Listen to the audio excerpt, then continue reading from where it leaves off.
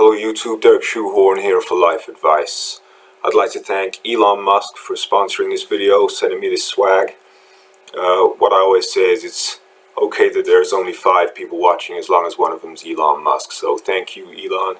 And with that being said, let's get right into today's video. Derek, I recently received a 10-year prison sentence for a 2-week vacation in Portugal. Fair enough, but I've never even been there. I didn't do it. Can you recommend a good book to read while inside, brackets, prison? Well, there's no name on that one. First of all, it's good that you're resigned to it because even though you didn't do it, you say you didn't do it, I believe you based on the tone of your email. But that doesn't matter with the justice system the way it is. It doesn't matter if you did it or not. You got the sentence now, you might as well face up to it, okay? So you're right to be resigned to it.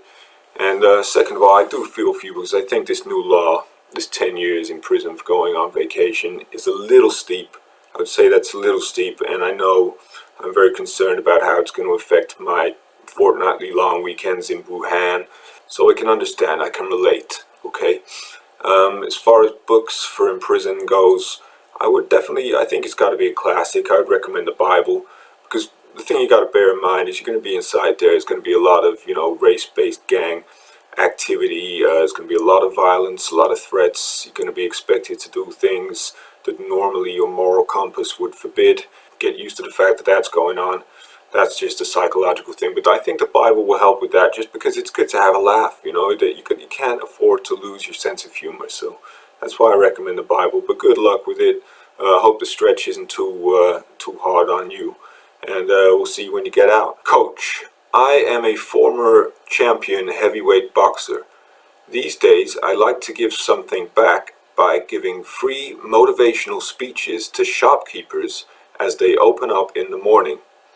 Usually they respond well, but today my prompting caused a woman to fumble her keys while trying to open up a jeweler's.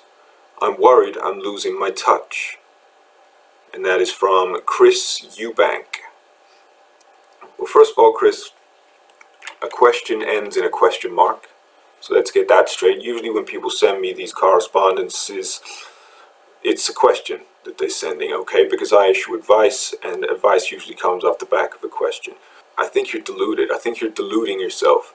Your motivational speeches have never been effective, all right? You've been standing there berating shopkeepers every morning, making their lives a living hell, I imagine. They're probably very annoyed about it. Think about it from their point of view, what that would be like if Chris Eubank was to come up and start just offering a motivational speech unprompted while you're trying to do your job. You're probably hungover. All right, and they know how to open the shop already. Their skills are sharp in that regard. They have that skill set dialed. All right, so it's not your motivational speeches. Even if they do successfully open the shop, you would expect that. They always do it. They do it every day. And the woman at the jeweler's was probably terrified. Just imagine it from her point of view. She's trying to open up this jeweler's. She's got a lot of expensive stuff in there. And then Chris Eubank comes looming over her shoulder, offering motivational speeches that she did not ask for and just does not need. It's 8 o'clock in the morning, Chris. Alright, so just don't do it. I don't care what you do. And I say this as someone who spent some of my youth hanging around outside public toilets trying to offer advice to people, okay? I know how that feels, but still, even to me, what you're doing there sounds particularly bad. Just don't do it, Chris, alright? Okay, that's all I would ask. Derek, in a recent video, when a viewer mentioned her boss without mentioning gender, you assumed the boss was male. I am that boss, and I'm a woman. What do you have to say for yourself? And that is from Stephen Fry. Well, first of all, Stephen, I apologize for that. If I did that, I didn't notice it. When I was editing the video, I didn't notice that, but I do apologize if that's the case. Like you imply, I don't know what it says about me. Maybe it is evidence of the patriarchy, okay? So I do apologize, but you got to remember also, though, for me, my bosses are you viewers. You're my bosses, right? And 10% of you are female, so it would be against my interests to have prejudicial views about who could and couldn't be a boss. I think anyone could be a boss, all right? That's what I think. So I'm sorry, like I said, I really am. And you know, a friend of mine told me that he had a female boss and she was the best boss that he ever had. He said that she took them all for an English breakfast every Friday. Far be it from me to say who could or couldn't be a boss in this world.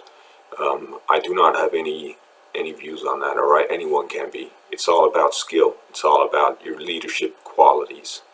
That's what defines a boss, not gender. Okay, so that's what I think, and like I say, Stephen, I really do apologize if I offended you, or anybody else out there for that matter. Okay, so with that being said, as always, keep growing, no cheat days, and I'll see you in the next video.